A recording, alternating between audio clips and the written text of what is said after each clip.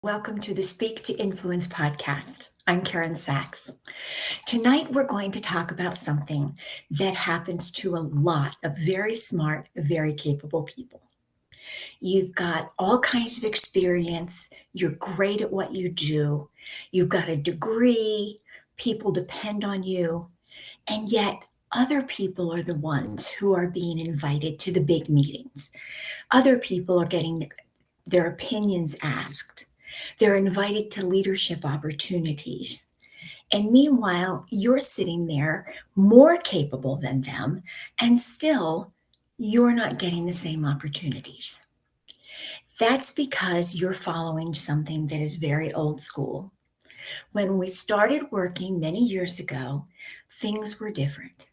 You could work hard, do a great job, and people would notice, and you would get promoted and you'd get the opportunities. But these days, things are different. Just because you're good at what you do doesn't mean that people notice. You need to make yourself visible in the workplace. You need to stop being invisible. And you can do that with communication techniques because communication skills are career skills. Now, let's talk a little bit about two people. You're both attending the same meeting. The first person sits there and immediately has an idea, but she insists on thinking it through and making it perfect before she says anything. She wants to make sure that it sounds smart enough and that people won't challenge her. And if they do, what might they say? Meanwhile, one of her coworkers jumps in about 10 minutes into the meeting and says, I have an idea. There are two things we need to consider here. Briefly explains those two things and then says, my recommendation is that we pursue option A because, and proceeds to explain it briefly. People ask him a few questions and they adopt his idea. Now, here's the problem. The idea that was adopted was the exact same idea that you had, except you didn't say it. Competence in your head cannot influence a room. And now it's more important than ever because of AI. AI can write great presentations. It can give you talking points. It can write emails for you. But what it can't replace is human communication. What happens when you're off script? What happens when someone challenges you? What happens when someone disagrees or asks the question, Karen, what do you think about this? You can't count on AI anymore. You have to come out of your own mind and your own brain because that's where they experience your judgment and your composure, your confidence, and your leadership abilities. Executive presence is not about the suit or who speaks loudest. It's not about the person with the title or the person who knows more than anyone else. Executive presence is about speaking and having people trust you. It's about making complicated things sound simple, about remaining composed when you're challenged, and not getting defensive when you're disagreed with. It is about letting people know what the next steps are clearly after you've said something. These behaviors make competence visible, and that is what you need to be doing to make yourself stand out in the workplace. Now, what do people who are invisible do? The first is that they bury their point. They talk all about the history of something. If somebody asks you, what's the status of the project? Well, first you just start with the entire history. Last Wednesday, Joe and I were talking, and we thought it might be a good idea to meet on Thursday, but we couldn't get the team together until Friday. But then we did meet and we discussed it, but then we had to talk to accounting about what was happening next. And talking on and on until you finally get to the point that says, we had a meeting and we agreed to option A. All you had to start with was, We decided on option A, and here's the implementation plan. Don't bury the point. People forget what question they asked, and they wonder when they're talking to you, what is the point of this conversation? The second thing that people do is they wait until they can say the perfect thing. That's the example that I gave earlier in this conversation. The person who sat there waiting for the perfect opportunity to say the exact words that made the most sense, to sound as smart as she could. The person who wanted to prepare for whatever challenge she might have in advance. Meanwhile, someone else is presenting her very idea and getting it approved while she's still twiddling her thumbs. Don't wait to say the perfect thing. Say something useful and say it early in the meeting. And finally, communicate. Don't just communicate information, communicate judgment. Tell people what you think. You don't want to just give out facts. Anybody can give out facts.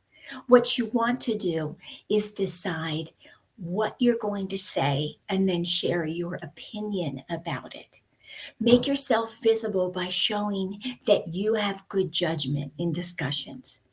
Those are the things that will make a difference. Report the problem and then interpret it. For example, customer complaints increased 18% this month. That's a fact. But if you proceed to say, the biggest problem we've been experiencing this month is slow response. So I think that's the first thing we should be working on. Now you didn't just give a fact, you shared your judgment. That's what people want to hear. That's what leaders do. Now, ESL speakers might have a perception of some different issues. They may think that their accent is a problem, or perhaps they don't think that they speak quite as loudly as some other people or do, or they might sometimes miss a word. Even though they have the same intelligence, they have more advanced degrees, and they speak multiple languages. They're experienced, but they're not following the executive presence rules. And this problem isn't limited to ESL speakers. I know a lot of native English speakers who have major communications issues. They ramble, they use jargon, they talk in circles, they bury the point. They make it very difficult for people to follow them. So whether you are an ESL speaker or a native English speaker, executive presence is something that you need to create in your communications arsenal so that you are no longer invisible in the workplace. So, what do people with executive presence do? The people who aren't invisible in your office. There are three things. First, they speak earlier. They don't necessarily have to be the first person to speak, but they do need to speak early in the meeting and not worry about being perfect. Worry about saying something useful. For example, you can say things like, I have a thought on this that I'd like to share. Or, I've been thinking that. Or maybe it's as simple as, I recommend that we pursue option B. Saying something useful to start the conversation is the first step in getting your foot in the meeting. And there you can show visibly how you think. Those are the things that make you more visible and more memorable. The second thing that people do is point first communication. They don't bury their point in the history of the entire conversation. They start with the point first. What's the answer to your question? Or what's the one thing I want you to know? That's where the conversation starts. And then there's a brief explanation, followed by next steps, and then you stop talking. Point first communication is a clear and concise way to share your thoughts without getting lost in the weeds. So people clearly understand what you think, what you believe, what actions you think need to be taken.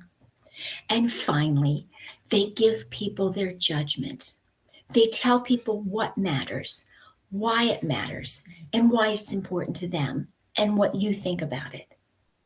So, getting started in a conversation early, point first communication, and sharing your judgment and what you think is important or what you believe. Those are the three steps to improving your executive presence and to making yourself more visible in the workplace. Visibility is not about promoting yourself. It's about allowing people to experience the value that you already bring. I'm always shocked by the gap that I see, the gap between what people know and what other people know they know, the gap between someone's competence and how competent other people think that they are, or how much leadership aptitude someone has and the leadership material that other people think they are. Too often there's a gap, and that is a gap that you need to fill, and you fill it with executive presence by becoming easier to understand, easier to trust, and harder to overlook. That's why I created my Stop Being Invisible program. It's an executive presence program for global professionals. It gives you the opportunity over 12 modules to improve your communication and your executive presence. To learn more, go to the school classroom or to my Substack store, where you can learn more and set up an appointment for us to discuss to see if it's a good fit for you. Until then, why are you waiting for your work to speak for itself? You need to speak for it. You need to explain your value to people. Your competence is important. Your value is important. Your ideas matter, but people don't recognize value that they don't experience. So let them experience your value. Let them experience what makes you special, what makes you stand out, because you deserve it. Thanks for being here today. I appreciate your time. Thank you for those who are watching the replay, and I look forward to your comments. Have a great new week, everyone. Goodbye.